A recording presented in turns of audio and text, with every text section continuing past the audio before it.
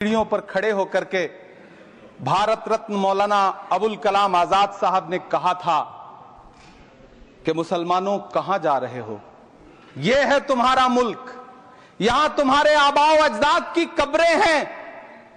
उस वक्त मौलाना आजाद की ये सदाएं सुन करके लोगों ने अपने सरों की गठरियां उतार करके रख दी थी।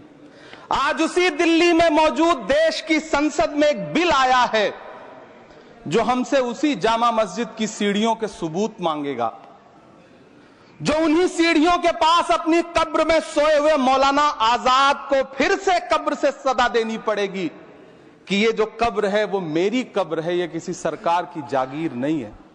सभापति महोदय, मैं जहां खड़ा हूं इसी संसद भवन के सामने सड़क के उस पार अपनी कब्र में सोए हुए भारत के पूर्व राष्ट्रपति फखरुद्दीन अली अहमद की कब्र है। शायद अब उस कब्र से भी सदाएं आए कि ये कब्र मेरी कब्र है, ये सरकार की जागीर नहीं है।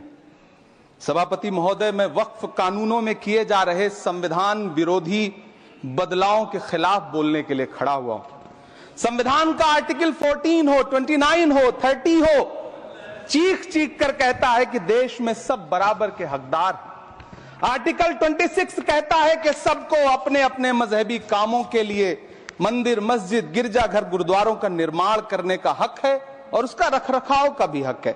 लेकिन डॉक्टर बाबा साहब अंबेडकर के संविधान को हर दिन कुचलने वाली यह सरकार देश के मुसलमानों से नफरत में इतनी अंधी हो गई है कि खुलेआम देश की संसद में देश सरकार के माइनॉरिटी मिनिस्टर साहब और होम मिनिस्टर साहब झूठ बोलते हैं और देश को गुमराह करते हैं, झूठ शब्द असत्य बोलते हैं। सरकार ने इस बिल का नाम उम्मीद रखा है। मंत्री जी कल से इसे देश के मुसलमानों के लिए नई उम्मीद बता रहे हैं। नहीं मंत्री जी, न तो यह बिल मुसलमानों के लिए नई उम्मीद है और न ही उम्मीद की नई किरण।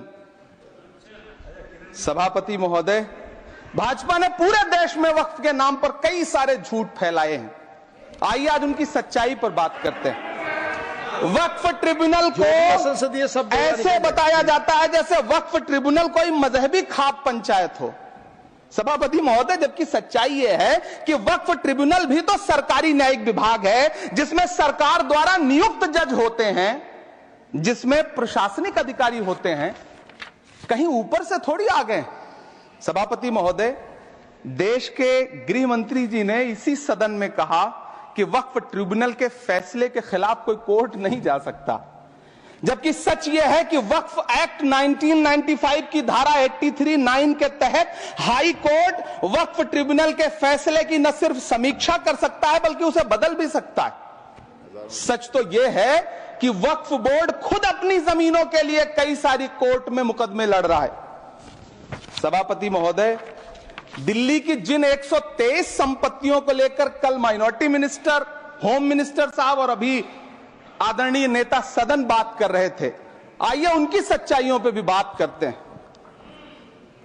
1911 में जब अंग्रेजी हुकूमत ने कोलकाता के बजाय दिल्ली को राजधानी बनाने का फैसला किया तो रायसीना हिल्स के चारों तरफ जो मुसलमानों की ढेर सारी जमीनें थी उनको एक्वायर किया गया और लुटियन को इसकी तामीर की जिम्मेदारी सौंपी गई। सेंट्रल विस्टा की तरह लुटियन जोन का मेगा प्लान तैयार हुआ, लेकिन उस वक्त के मुसलमानों ने उस वक्त की अंग्रेजी हुकूमत से अपनी इबादत गाहों को बचाने के लिए लड़ाई लड़ी। मामला ब्रिटिश गवर्नमेंट तक पहुंचा। तब यह तय हुआ कि वो जो धार्मिक स्थल हैं उन्हें जस का तस रहने दिया जाएगा। इंडिया गेट के बगल वाली मस्जिद हो, जाप्तागंज, सुनहरी बाग मस्जिद हो, पार्लियामेंट रोड वाली मस्जिद हो, ऐसी 123 संपत्तियों के मैनेजमेंट के लिए 1913 में मुसलमान वक्फ वैलिडेशन एक्ट बना और उसके बाद एक नया शहर बसाया गया जिसे लुटियंस जोन का नाम दिया गया। फिर 1943-45 के बीच एक और समझौता हुआ आजादी से पहले, उसके तहत काफी सारी वक्फ जायदादों को सुन्नी मजलिस औकाफ बनाकर उसके अंडर किया गया ताकि उसकी देखरेख की जा सके। गृह मंत्री जी 2 दिन से सदन में जो बात कह रहे हैं वो दरअसल 123 संपत्तियां उसी सुन्नी मजलिस औकाफ के तहत आती है। सभापति महोदय, आजाद भारत आजाद हुआ। आजादी के बाद भारत में 1954 में वक्फ एक्ट लागू हुआ, जिसकी धारा 9 के तहत 1964 में केंद्रीय वक्फ काउंसिल का गठन हुआ। दिल्ली की वही 123 प्रॉपर्टीज को 1970 में सर्वे गजट करके गजट नोटिफाई किया गया। इसके निपटारे के लिए पूर्व प्रधानमंत्री इंदिरा जी के द्वारा 1974 में एक बर्नी कमेटी बनाई गई। बर्नी कमेटी ने 1976 में इन 123 संपत्तियों को दिल्ली वक्फ बोर्ड की संपत्ति होने की रिपोर्ट सौंपी। उस रिपोर्ट के आधार पर 1984 में कांग्रेस सरकार ने उन 123 प्रॉपर्टीज को दिल्ली वक्फ बोर्ड को सौंपने का फैसला किया, जिसके खिलाफ विश्व हिंदू परिषद कोर्ट गई। मामला 2011 तक पेंडिंग रहा। फिर 2011 में कोर्ट ने सरकार को आदेशित किया कि इसका निपटारा करो। तब 2013 में तत्कालीन यूपीए सरकार ने दिल्ली की उन्हीं 123 जायदादों को बर्नी कमेटी की सिफारिशों के मुताबिक वक्फ बोर्ड के हवाले किया। यही वो प्रॉपर्टीज हैं जिनके नाम से गृहमंत्री जी कल से कांग्रेस को कोस रहे हैं। फिर आई 2014 में भाजपा की सरकार, जो तब से इन जमीनों को हड़पने की साजिश कर रही है। जिस बिल को मुसलमानों के हुकूक की हिफाजत करने वाला बिल बताया जा रहा है, उसी को पेश करने के लिए और उस पर बात करने के लिए लोकसभा में भाजपा सरकार के पास एक भी मुस्लिम सांसद नहीं है। जिस वक्त, मैं लोकसभा कह रहा हूं, सुना करिए, जिस वक्फ बिल को मुस्लिम महिलाओं को हक दिलाने वाला बताया जा रहा है, उसे संसद में पेश करने वाली पार्टी के पास न तो राज्यसभा में, न लोकसभा में, न देश की किसी विधानसभा में एक भी मुस्लिम महिला सदस्य नहीं। कल किरण रिजिजू जी कह रहे थे कि रेलवे की जमीनें देश की जमीनें हैं, डिफेंस की जमीनें देश की जमीनें हैं। हां मंत्री जी हैं, बिल्कुल हैं। ये जो वक्फ की जमीनें हैं, ये हमारे पुरखों ने धार्मिक कामों के लिए डोनेट किया है।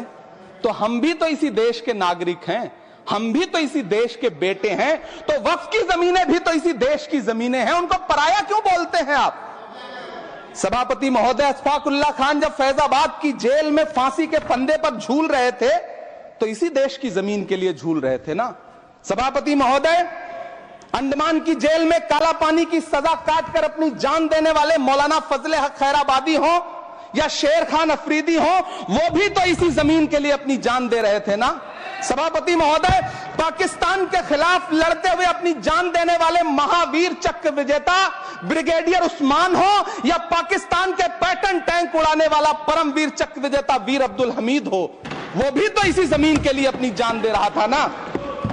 और मंत्री जी, मैं इस सदन में अलग ऐलान ये कहता हूं कि जब भी इस देश की जमीन को लहू की जरूरत होगी, आपसे 2 कदम आगे इमरान खड़ा मिलेगा। ये मैं आपसे यकीन दिलाते हुए कह रहा हूं। सभापति महोदय, मैं सरकार से कहना चाहता हूं, हमसे हमारी इबादत गाहें तो मत छीनिए ना, हमारे घरों पे बुलडोजर तो मत चलाइए ना, हमारी कब्रों में तो हमें सुकून से सोने दीजिए ना। सभापति महोदय, माइनॉरिटी मिनिस्ट्री का बजट कट करके, मुस्लिम बच्चों की स्कॉलरशिप बंद करके अब सरकार कह रही है कि हम वक्फ की आमदनी से गरीब मुसलमानों का भला करेंगे। गुजरात की बेटी बिल्किस के बलात्कारियों की रिहाई के बाद उन्हें माला पहनाने वाली लोगों के नेता ये कह रहे हैं कि यह बिल मुस्लिम महिलाओं को उनका हक दिलाएगा। धन्यवाद मोदी जी, क्या बढ़िया सौगातें मोदी दे रहे हैं आप। पहले हमें गुजराते मोदी दिया, आप सौगाते मोदी दे रहे हैं। लेकिन यह सरकार इतना याद रखे कि इसी ठसक के साथ देश की संसद में सीए का कानून भी लाया गया था और कहा गया था बड़े बड़े भाषण देकर के कि पड़ोसी देशों से हिंदू भाइयों को ला करके यहां नागरिकता दी जाएगी। लेकिन मैं आपके संज्ञान में लाता हूं सर कि पिछले इतने दिनों में इनसे नागरिकता लेने के लिए 2000 व्यक्ति भी नहीं आए, जबकि इसके उलट इन्हीं की सरकार में पिछले 10 साल में 15 लाख से ज्यादा भारतीयों ने भारत की नागरिकता छोड़ करके दूसरे देश में जाकर के बस गए। यह हुआ उस कानून का अंजाम। सभापति महोदय, इसी तरह की जिद के साथ किसानों के खिलाफ भी कानून लाए गए थे। जिस तरह आज वक्फ के फायदे गिनाए जा रहे हैं, उसी तरह से किसानों को भी कृषि कानूनों के फायदे गिनाए गए थे। लेकिन अंजाम क्या हुआ? 700 किसानों की शहादत लेने के बाद सरकार को अन्नदाता किसानों के सामने घुटने टेकने पड़े और कृषि कानून वापस लेने पड़े। जिल्ले इलाही, जमहूरियत जो है वो नफरत और ठसक से नहीं चलती है, अकड़ से नहीं चलती है, उसमें सबकी हिस्सेदारी जरूरी है। कल देश के माइनॉरिटी मिनिस्टर ने लोकसभा में खड़े होकर एक शेर सुनाया था कि मुझसे कोई बदगुमान न हो, तो मैं उन्हें एक शेर सुनाना चाहता हूं कि मैं आज जद पे हूं तो इतना खुशगुमान न हो, मैं आज जद पे हूं तो इतना खुशगुमान न हो, चिराग सबके बुझेंगे हवा किसी की नहीं। नीतीश कुमार जी हो, चंद्रबाबू नायडू जी हो, चिराग पासवान जी हो, जयंत चौधरी जी हो, देवे गौड़ा जी हो, जीतन राम मांझी जी हो, सबको समझना पड़ेगा कि जब जंगल में आग लगती है तो न वो बरगद बचते हैं जो हवा को आंधी में तब्दील करते हैं, न वो बांस बचते हैं जो आपसी रगड़ से चिंगारी पैदा करते हैं। सभापति महोदय, जब देश को मनमोहन सिंह साहब जैसा काबिल प्रधानमंत्री मिलता है तो देश को आरटीआई जैसा एक्ट मिलता है, सेज जैसा एक्ट मिलता है, मनरेगा जैसा एक्ट मिलता है, लिबरलाइजेशन मिलता है, राइट टू एजुकेशन मिलता है, नेशनल फूड सिक्योरिटी एक्ट मिलता है। लेकिन जब देश को सौगातें मोदी मिलती है तो क्या मिलता है? सीए मिलता है, फॉर्म्स लॉ मिलता है, आर्टिकल 370 मिलता है, इलेक्टोरल बॉन्ड जैसा एक्ट मिलता है और वक्फ अमेंडमेंट एक्ट जैसे बिल देश को मिलते हैं।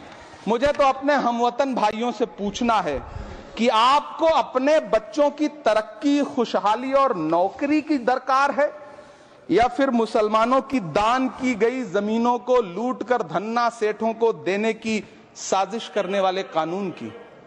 सभापति महोदय, यह सरकार रात के 3 बजे तक पूरे देश को जगा करके संसद में अपने ही नागरिकों को नीचा दिखाने के लिए वक्फ बिल ला रही थी, तो उधर रात के 1:30 बजे अमेरिका हम पर 26% टैरिफ लगा रहा था।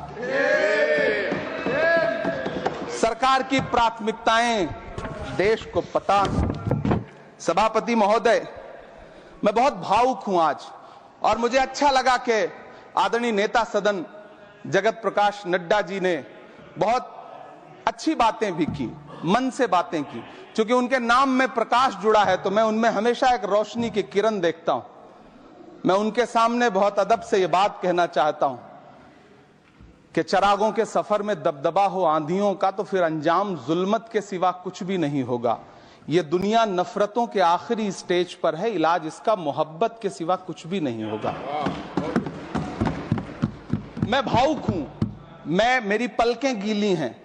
अगर देश की एक बहुत बड़ी आबादी को लगता है कि आप उसका भला करने के लिए नहीं बल्कि उनकी इबादतगाहों, उनकी कब्रिस्तानों, उनकी खानकाहों को बर्बाद करने का बिल ला रहे हैं, तो फिर आप अगर समझाने में नाकामयाब रहे हैं तो यह आपकी नाकामयाबी है। पहले समझाइए, उसके बाद कोई बिल लेकर के आइए, तब शायद हम आपका इतनी पुरजोर तरीके से विरोध ना करें। लेकिन सभापति महोदय, मैं अंत में सिर्फ इतना कहना चाहता हूं कि इस बिल में जो भी पॉइंट्स दिए गए हैं, बॉम्सी पोर्टल देख लीजिए, सरकार का झूठ आपको पकड़ में आ जाएगा। हम डरे नहीं हैं, हम सिर्फ सरकार से अपील कर रहे हैं कि हमें अपना समझिए। हम आपके अपने हैं, इस देश के नागरिक हैं और आप ताकत में हैं। संख्या बल के आधार पर बिल हो सकता है आप पास करा ले, लेकिन आपको यह बात समझनी पड़ेगी कि हम तो वो तारीख हैं, जहनों में रहना है जिसे, कागजी पुर्जे नहीं जो फाड़ डाले जाएंगे। जिस जमीन पर मैं खड़ा हूं यह मेरी पहचान है। आप आंधी हैं तो क्या मुझको उड़ा ले जाएंगे? आपको यह बात समझनी पड़ेगी।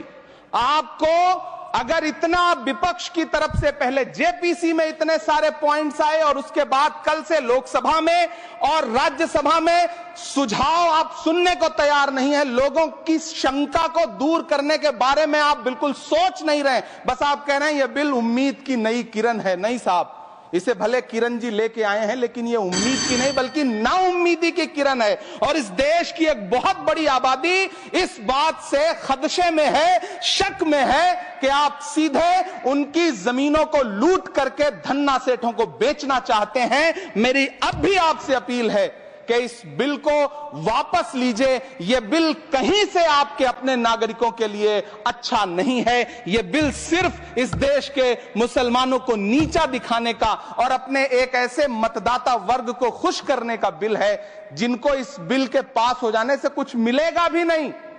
लेकिन आप एक नैरेटिव देना चाहते हैं, एक मैसेज देना चाहते हैं। मेरी आपसे अपील है कि कृपया ये जो सबका साथ सबका विकास का नारा है, इस नारे को रत्ती भर तो चरित्रार्थ कर दीजिए। बहुत बहुत धन्यवाद।